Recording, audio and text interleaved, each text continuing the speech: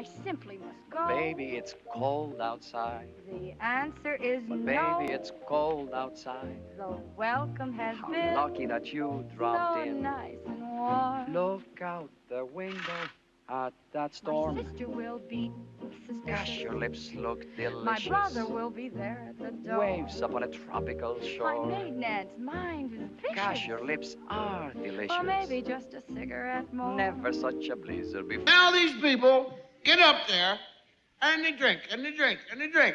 And the body begins to tell you. Please, you better slow down. How do you slice this particularly tough sort of ethical question?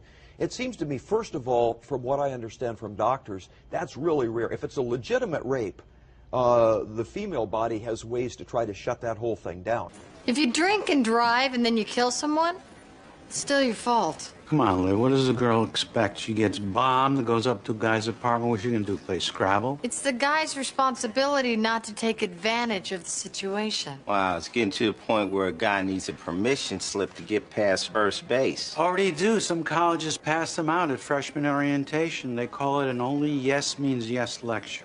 I believe, and I think, the right approach is to accept this horribly created, in the sense of rape, but nevertheless gift. That's not cool, bro. That's like rape. It is rape. Bro, they raped her. you know you do it, bro. They raped her. This is the funniest thing I've ever They seen. raped her harder than that cop raped Marcellus Wallace in Pulp Fiction.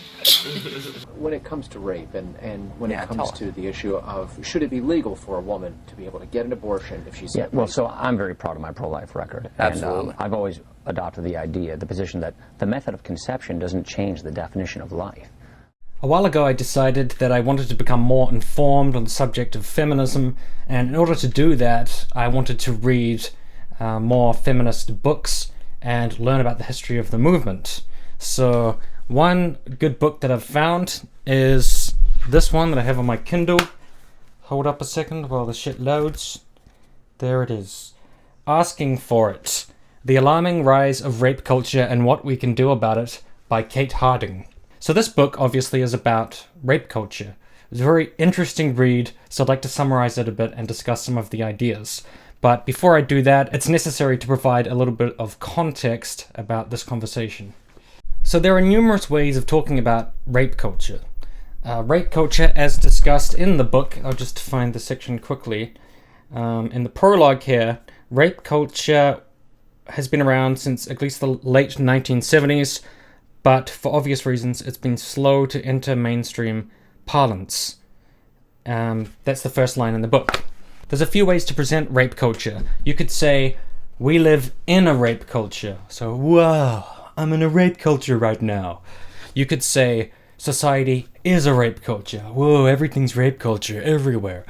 Or you could say that there is a rape culture within society, or parts of our society are a rape culture. A rape culture exists and it's somewhere in our culture. So I'm not going to cite any specific names here, but just based on reading around the internet and reading about rape culture, I have seen some feminists or some commentators say we live in a rape culture. Honestly, I think, to borrow a phrase that I heard Sam Harris say, because I'm just getting my neocon credentials on, I think that is a distinction without a difference.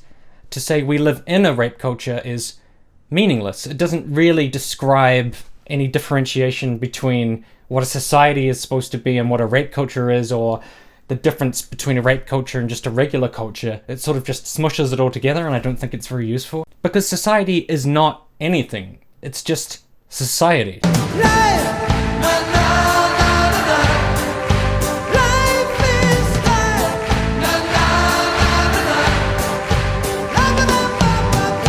What I mean by that is it's a collection of people who are trying to figure out how to get by in the world and how to operate together in a way that functions.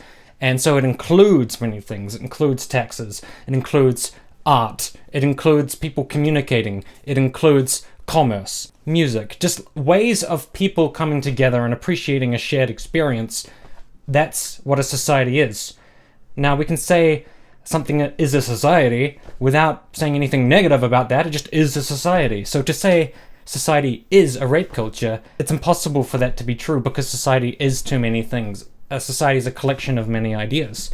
So I do not agree with that characterization, but I mean, if somebody's got some literature on that, or an explanation of how you can say that a society is a rape culture, whether it's our society or Saudi Arabia or Pakistan or a place in Africa or anywhere else in the world, how we can say that and that it actually makes logical sense.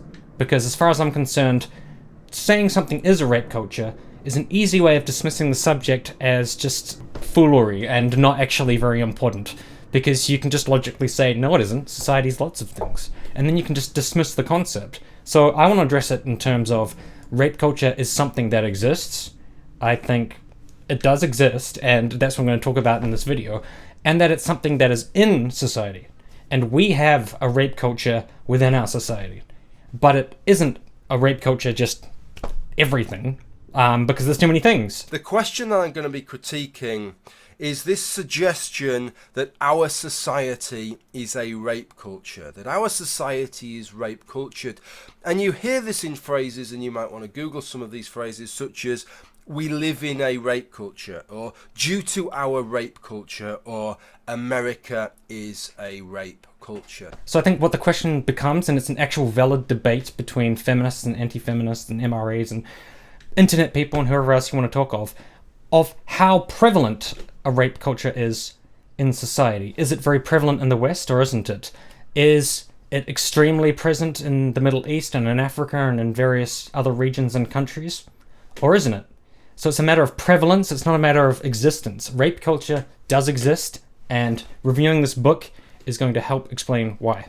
So of course I know I mention a particular individual too much, but this chap, Sargon of Akkad, had this ridiculous standard where you use a source which is not favourable to the thing that you're talking about. Okay, to start with, it was the Heritage Foundation, and I chose them specifically because they weren't liberal. Specifically because I knew they would not have a progressive bias. I mean, they might have a bias against it, but which makes no sense, because you'll just get a polluted and well-poisoned description of what that thing is. So this conversation is going to be predicated on the idea that rape culture does actually exist, and I will hopefully be able to explain that a bit. But I'm going to go with a favourable definition in terms of the fact that it's not been neutralized or watered down by a negative interpretation of the existence of rape culture. This is from, oh god, I can't say her name, Maria Bevacois. I tried. Assistant Professor at the Department of Women's Studies, Minnesota State University. Women's Studies? Doesn't sound no good. Anyways, let's check it out. So she says, a rape culture is one in which 1. Rape and other forms of violence against women are common. Common is subjective and in the eye of the beholder, but, I mean, we've got statistics, so we can check out the rate at which people are raped or assaulted. 2. Rape and other forms of violence against women are tolerated. Tolerated is also somewhat subjective, but she does provide some clarity here, in that prevalence is high, while arrest, prosecution, and conviction rates for the crime are low. That is a very strong theme in the book, asking for it, and I'll talk about that soon. 3. Victim blaming and racist myths of rape and other forms of violence against women are commonplace. Victim blaming is a very big aspect to this book again. 4. Images of rape and other forms of violence against women abound. And if we're talking about a culture of rape, then I think images of rape and depictions of rape that are against women, that would qualify for rape culture. Images of sex and violence are intertwined. I think you just need to watch a little bit of Game of Thrones or various other popular television shows to see that kind of depiction. 6. Women do not enjoy full legal, economic, and social equality with men. I'm not keen to untangle that particular knot at this point, because that will just bog the conversation down into, is feminism full of shit, or is it needed in the West? And that's not what this particular video or review is about, but that's number 6. She also provides some clarity at the end here, which I think is important. I do understand the limits of the concept also. Some may argue that to describe our society as a rape culture is just so much wallowing in women's victimhood. I see it as useful nonetheless, especially when paired with discussion or exercises on empowerment. Here she's addressing the idea that rape culture can be easily dismissed as hyperbolic, which is something that people do, but I think before they dismiss it as hyperbolic, they should understand what the fuck it is. So let's talk about that. So the conversation about rape culture is kicked off by Todd Aiken's infamous line about legitimate rape. If it's a legitimate rape, the female body has ways to try to shut that whole thing down. Now, the fact that this guy was in government is not the only scary thing, but the fact that these kinds of comments seem rather common, and there's many examples of people saying things that make absolutely no sense in regards to rape. Now, if you want some examples, that's where you can read this book, because there's, I don't know, she provides maybe 5 or 6 various examples and then a broader view of these misconceptions about how women's bodies work.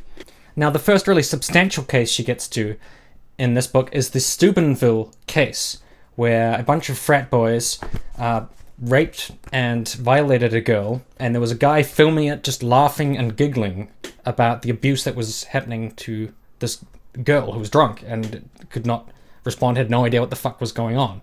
So it was a hideous case of abuse. And this illustrates rape culture because the students just found it funny and amusing, and they were laughing about it. And if we're talking about a culture, culture is the way that you understand and see the world. It's the way you look at the things around you. So they saw this horrific abuse occurring in front of their eyes, and they just thought it was funny. And she lays out the whole dialogue of what they say while the abuse is occurring. And I think it's a good indication of the existence of rape culture, because they didn't magically come up with the idea that this girl being abused was funny. They plucked that, and they got that from all the sources around them in society. You don't just wake up one morning and think, you know what's real funny? Women being abused. That's really, really funny. You could easily take that out of context, by the way, and meme that, but don't do it. Now, the author Kate Harding ties that kind of rhetoric to an actual abuse which is occurring right now, to Daniel Tosh saying, wouldn't it be funny if she got gang raped right now, talking about a heckler? Now, obviously there is not a one-to-one correlation between him saying that kind of shit and the rape occurring. What she's just saying is that's the kind of place where these students get these perceptions of rape, where they see it happening in front of them, and instead of stepping in and stopping it, they just laugh at it and film it. What do they do with that girl? They just put the wang in the butthole, dude. Is she gonna feel it? She's dead! I could probably put together a list of examples where rape has been glorified. Whether it be comedians talking shit, or television shows that just have troubling and terrible depictions of rape. I got her so good a few weeks ago. I replaced her pepper spray with silly string. Anyway, that night she got raped. As soon as I started spraying her in the face, I'm like, Daniel! This is gonna really hurt. Why have the gods made me love a hateful woman? Stop it! Stop it! Stop it! Stop! It's not right. I don't care. Don't touch it. So when it comes to the Steubenville case, luckily, justice actually did its job, and the 2 perpetrators had to spend a bunch of time in prison. And Michael Nodianos, who is the guy who was filming it and laughing about it, he had to drop out of high school. And he was threatened, which is bad. You shouldn't threaten people. But it did have a negative, damaging impact on his life to mock someone who was being raped according to Ohio's laws and just thinking it was funny. But unfortunately, the media reaction was kinda shitty. According to the wiki on the issue, Candy Crowley and Paul Callan were also criticized for their lack of focus on the victims and their sympathy for the rapists. Very serious crime here. Both found guilty of raping the 16-year-old girl at a series of parties back in August. Alcohol-fueled parties. Alcohol, a huge part in this. These 2 young men that had such promising futures, star football players, very good students. Regardless of what big football players they are, they still sound like 16-year-olds. The other one, 17, a 16-year-old victim. What's the lasting effect, though, on 2 young men being found guilty in juvenile court of rape, essentially? Well, I guess it's sad that they committed the crime, but what about the victim? It's kind of like, oh, your life was going to be so promising, but then you murdered someone. I know, it's tragic, isn't it? I would have more empathy or sympathy for the victims in this particular circumstance, but that is not what CNN was interested in doing. And no, a comparison to black crime is fallacious because, yes, I obviously think in every individual crime case, our empathy and sympathy should be with the victims. The point of the rape culture is that we're looking at the overarching trends that lead to people like Michael Nodianis, who's the guy who narrated the video and laughed about the abuse happening right in front of him. The overarching culture that allows that kind of reaction to happen instead of a visceral disgust at seeing somebody being sexually abused. That is what is meant by rape culture in this circumstance. So the good thing about this book is it also talks about an issue which is not ideologically driven by anything, because it does not serve in the interest of a feminist writer to write about if, as people say, they just want to push one narrative that men are bad, men are rapists, blah, blah, blah, which is false rape allegations. There's an entire chapter on false rape allegations, and she talks about how harmful they are to the people who have the false rape allegation made against them, and also how destructive they are, because 92 to 98% of rape allegations turn out to be true. So whenever anybody makes a false rape allegation, it's not only hurting the person who has the false rape allegation made against them, it's also very harmful to actual rape victims, because it means that they're going to be not believed, because they're going to be lumped in with the people who make false allegations. But when somebody makes a rape allegation, there's a very good chance that they're telling the truth. It doesn't mean that you accept what they're saying, but that is prior knowledge that is important to have. It's not fun to make a rape allegation. It's not easy. It's not something you can just do just for the kicks of it and then laugh at the chaos you're creating. And women, generally, at least the women I've met in my life, don't have a point of view like, I am just going to burn down everything and cause chaos because I'm evil. And that is a great rape myth, that women desire or enjoy making rape allegations against people. If that was the case, 92 to 98% of rape allegations wouldn't turn out to be true. So it talks about two particular cases, the Central Park Five, who were 5 black kids who pretty much due to racism were accused of raping someone that they didn't even run into. Somebody else did it in Central Park, and Donald Trump ran a full-page ad saying that these animals need to be brought to justice, even though they didn't do it. So Donald Trump is an extremely horrible human being. Please don't vote him in as president, America. And the other case is the Duke lacrosse team, who were accused of raping a prostitute, but they did not do it. It was just made up by the prostitute because she was pretty much an insane person, and then years later she murdered her partner. So, I mean, she was a fucked up individual anyways. She wasn't like a normal woman who just decided, oh, I'm going to accuse all these people. Normal women don't murder their partners. I mean, maybe that's just me. Maybe they do. I don't know.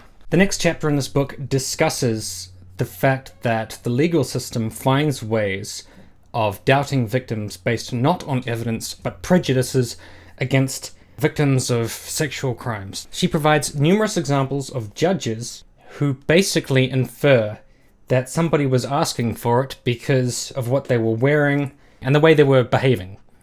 Which, to somebody who's not really thinking about this, okay, the way somebody's behaving might indicate to me that it's okay for me to have sex with them.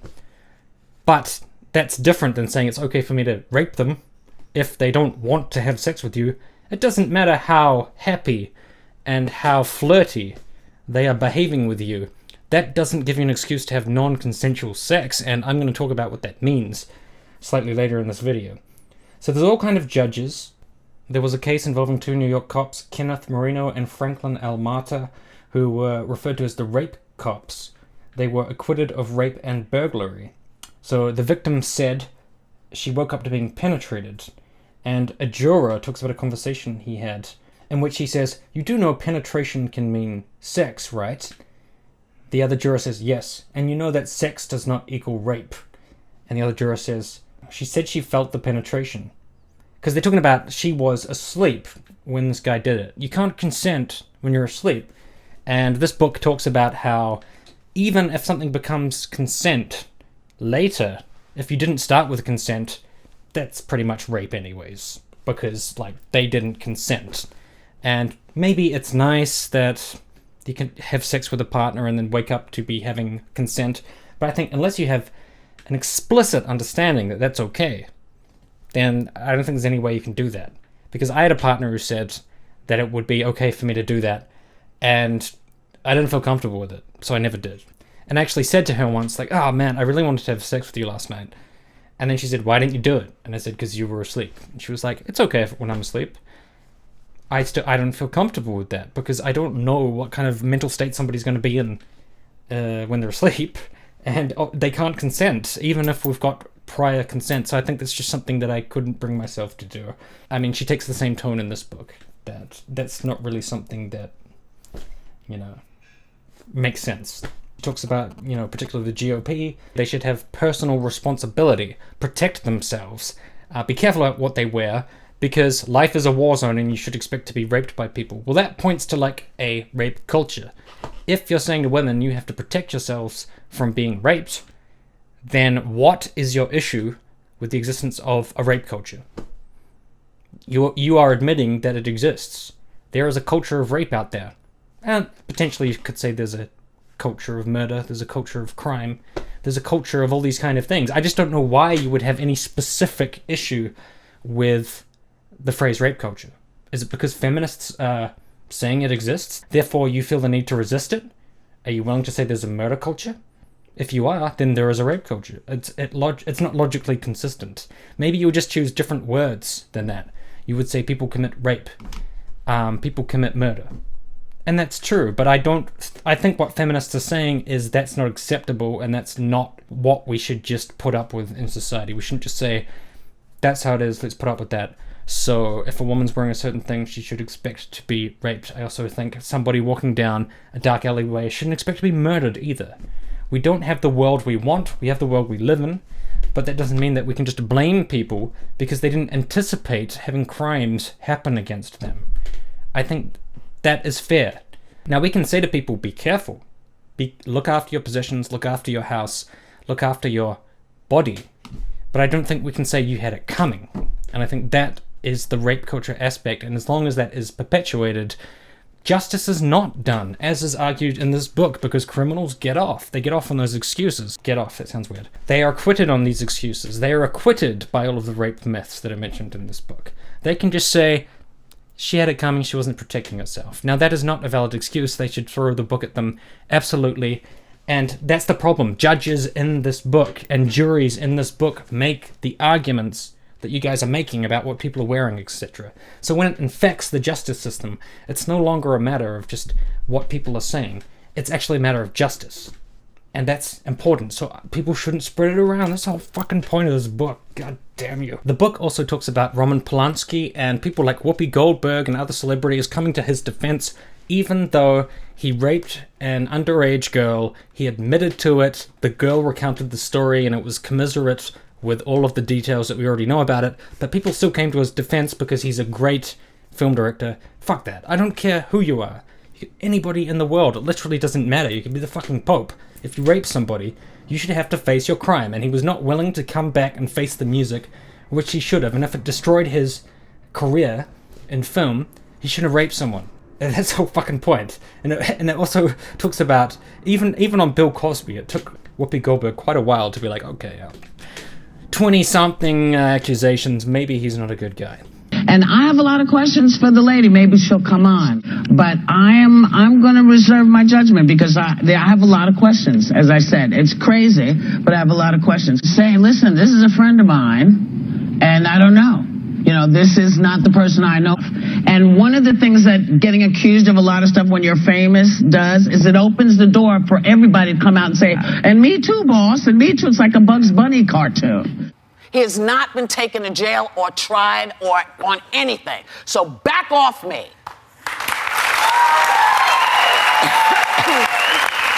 I don't like snap judgments because I've had snap judgments made on me. So I'm very, very careful. And, you know, save your texts, save your nasty comments. I don't care. Say all of the information that's out there kind of points to guilt. Now. And it also talks about a very interesting case of Julian Assange, who was seen as a free speech hero, but that people assume that the rape case is made up by the government and it's not true and that he didn't do it, but they don't fucking know that. He may well have done it.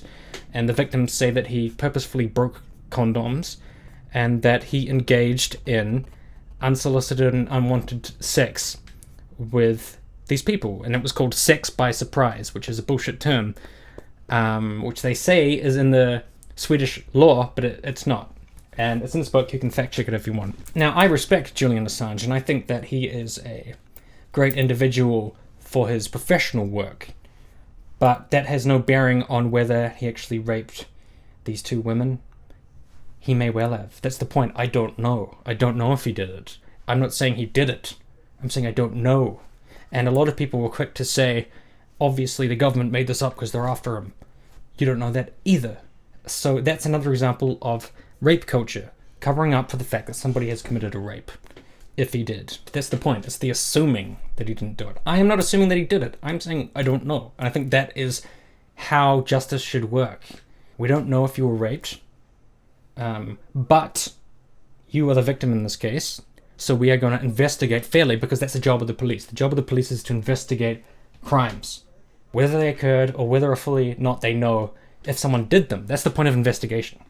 So when you show up and somebody says they've been abused, but there's no signs of that, if you investigate further, because you're treating them like a legitimate victim, you will find out, were they abused or weren't they? That's the whole point of the police. And then there is the part of the book that all of the MRAs and anti-feminists will take a lot of issues with, which is the cultural argument, talking about things Michael Jackson did, the joke made by Daniel Tosh, who said, "I wish you get raped." Game of Thrones, where a rape becomes consensual over the course of the rape, which is kind of, when you think about it, it's kind of giving the idea that, hey, you know, if you start raping a woman, maybe she'll start saying yes at a certain point, so give it a shot.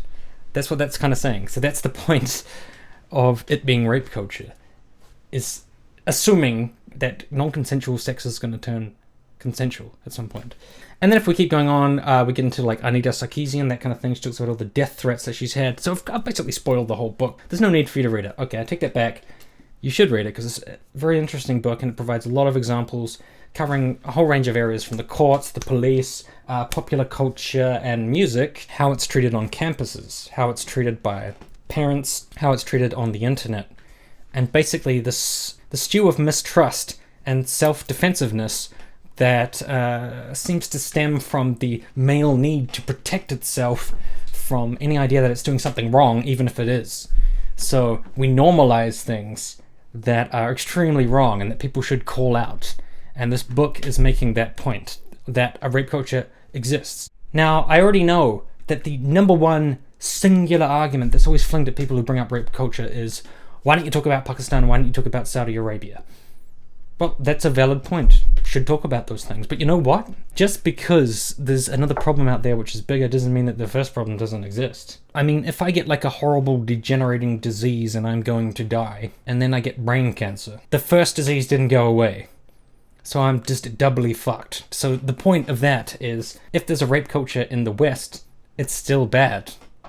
And it's really weird to say, this thing is worse, therefore I won't talk about the first thing. It's logically inconsistent.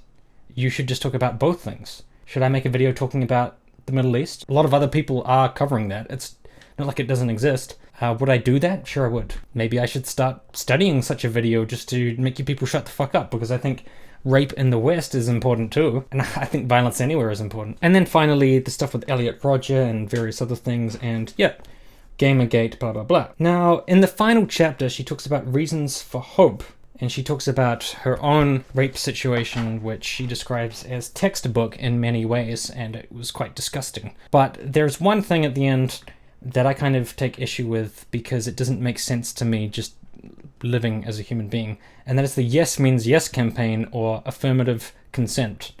Now, this is the idea that somebody explicitly has to say yes to sex in order for it to be consensual.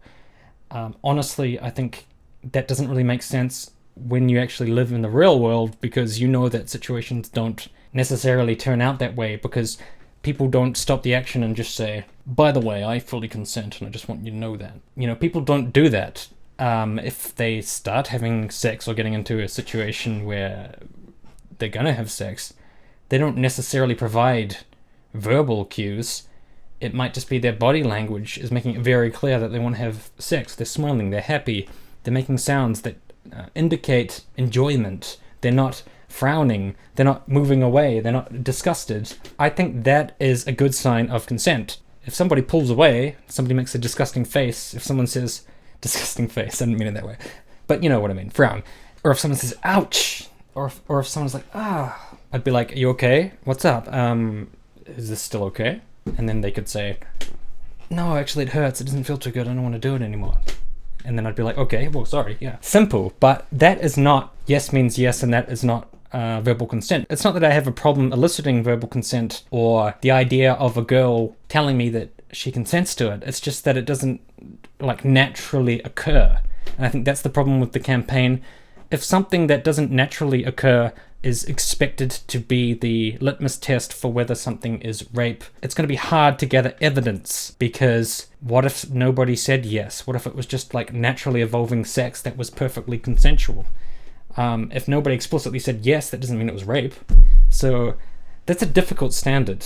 And she tries to explain it at the end of the book in a way that makes sense. If at any point you're not completely sure your partner's into what you're doing, you need to stop doing it. Of course, but that has to include non-verbal cues. It could conceivably include no words at all. Because here is the definition of the standard for it. An affirmative consent standard is the determination of whether consent was given by both parties to sexual activity. Lack of protest or resistance does not mean consent. But the problem there is it does not also mean lack of consent. I think lack of protest or resistance doesn't necessarily mean anything. It depends on what is occurring in the event. Nor does silence mean consent. It also doesn't mean lack of consent, because I've had sex where no one really said anything. Affirmative consent must be ongoing throughout a sexual activity and can be revoked at any time. I don't know if affirmative consent must be ongoing throughout if we're talking about verbal. Is this okay? Mm-hmm. Can I put my hand here? Yes. You like that? Mm-hmm. Want to help me take off my shirt? Can I take your shirt off? No, not yet. Can I take off your shirt? Mm-hmm. Kiss you there. Take this off. Can I go down? Just sign here. Yes! Haul ass. Can it be revoked verbally at any time? Absolutely yes. If someone says no, stop. It doesn't feel good. Stop. Stop, you idiot. The existence of a dating relationship between the persons involved or the fact of past sexual relations between them should never by itself be assumed to be an indicator of consent. Yes, I absolutely 100% agree with that last point. But maybe I'm wrong. Maybe it does include non-verbal cues. I don't know. But without them, it doesn't reflect the way people actually have sex in the real world, which is often without any verbal communication. I mean, and that's just a fact. But there's two particular things in this book that I forgot to mention. One is unprocessed rape kits. Police do rape kits, which involves swabs and testing and taking samples, and there's a ridiculous backlog of these rape kits just sitting in police departments untested. Now this is significant because if they actually tested those rape kits, they would be able to match it to their existing databases and find out whether the people that perform these rapes have any priors, and then they'd be able to catch these suspects. But they just there's thousands of rape kits just sitting there unused because they don't have the resources, because there's a lack of interest in testing them, which means a fuckload of rapists just get away with it because no one is bothering to check whether they did it. And that is significant. And I mean, if there was no rape culture, I think people would care about that. You know, generally I think we care about catching murderers. They even make a whole series called Making a Murderer, and it's a really big deal. Oh my god, they're making a murderer. But making a rapist, have we seen that show? They would be trying to depict this person as entirely innocent, and I'm not fully sure even that Stephen Avery is innocent. It talks about surveys that police officers fill out. Here it says 27.3% of cops in a certain study said their gut estimate of the false rape report rate was between 0 and 10%, which is consistent with reliable data. Unfortunately, 28.8% came up with an estimate that was 50% or above. Some estimated 95 to 100% of rape accusations were false. 100%! This shows a pretty epic bias against people who say that they were raped, quite obviously. A final example amongst others that I want to point out is this woman who was raped by a professional athlete named Roethlisberger at a bar. He took her into like a alleyway out the back, or like a hallway, and raped her. Her and her friends ran outside and they looked for a police officer. The officer they found by the name of Sergeant Blash, and saw who it was, and he was a fan of this guy. So he basically wrote a report where he implied that she had made it up because he was a famous athlete and she just wanted attention. Sorry, finally, in this book there are actually examples of victims being forced to say that they made up the story even though they were actually raped and are later proven to be raped. There was a blind woman called Patty who was raped, and then the cops forced her to say that she made it up, only later via the DNA from a rape kit to be found out to have actually been raped. So the law system actually tried to shame the victim into being liable for a crime. The only crime that they committed was being raped. So in some circumstances, it seems being raped is a crime. Sorry guys, last example, I swear to God. There's another example in the book where this guy raped, I think it was a teenager, but I'd have to recheck that detail, a woman. They did rape kit, but they never tested it. And then years later, the man raped his wife. Because they never tested the rape kit, he was not on record. So they could not match him to the database, even though he committed a rape years earlier. After he raped his wife, he got in trouble for that, and he got like a few months in prison or something. He went on a couple years later to commit another rape. And this shows that if they tested the original rape kit, they would have been able to match him to the database and been able to say, that guy is like a serial rapist, so he should be in prison for much longer than just a few months. But they didn't have that prior knowledge, so that basically caused another rape. And these kind of situations are occurring all the time, especially when you consider how many rape kits are sitting in police departments untested, how many rapists are just getting away. There's other good books to read, and rape culture does exist. It is a thing. And if you think rape culture does not exist, I'm pretty sure there's quite a few rape victims who would probably disagree with you, who have been slighted, who feel like justice has not been done and people have not listened to them. And a crime either did or did not happen. Many of these victims know that they were raped. They were there. It happened to them. But they're not given the justice that they deserve due to rape culture.